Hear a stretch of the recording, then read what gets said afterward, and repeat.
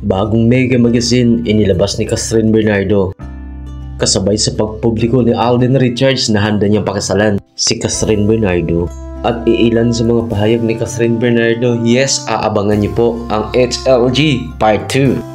Showbiz Celebrity Updates. You can still go, even when you feel slow, you can still go, even when there's no hope, you can still go. Subscribe for more info. Still go.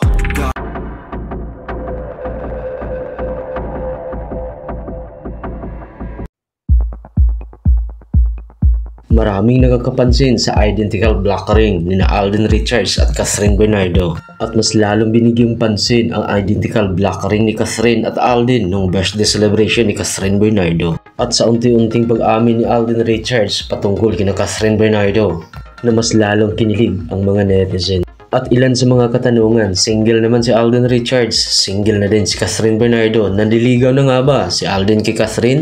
O nililigawan na ba si Cass ni Alden Richards? Narito ang ilan sa mga pahayag ni Alden Richards. Si Cass ay hindi basta-bastang babae at dapat kung mahalin mo siya ay dapat paghirapan mo rin. At kung halimbawa man, dapat mahalin mo siya dahil nakakasiguro ka na ikaw lang ang mamahalin kung si Cass ang iyong mamahalin.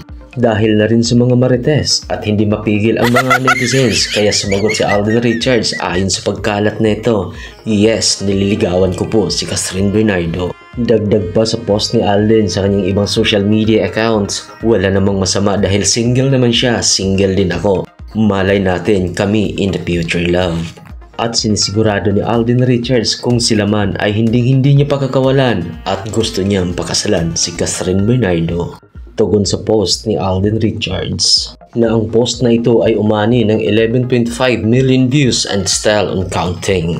Sa paglabas ng bagong Mega Magazine ni Cass na umani naman ito ng napakaraming views, sabay naman ang kasagutan nito sa pag-amin na nanligaw nga sa kanya si Alden Richards. Pero ayon sa nasabing post ni Catherine, yes, nanliligaw siya pero wala akong sinabing mag-antay dahil napakahirap magmahal at napakahirap magmahal muli.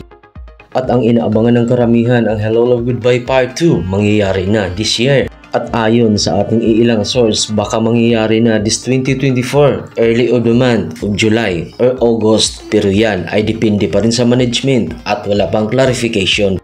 Pero mangyayari po talaga ang Part 2. Na bahagyang pinuna sa pagkalat sa post umano ayon kay Catherine Bernardo, hindi natuloy dati dahil nga may humarang at hinarangan ang Part 2 ng Hello Love Goodbye dahil nga nakikita umano ni Daniel ang closures na Catherine at Alden Richards. Pero ayon naman sa isang post na kumalat ngayon sa social media, sa ngayon po ay talagang matutuloy na po ito dahil wala na pong humaharang ayon sa post umano ni Catherine Bernardo.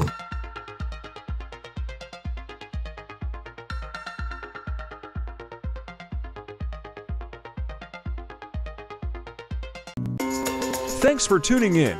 See you for more updates.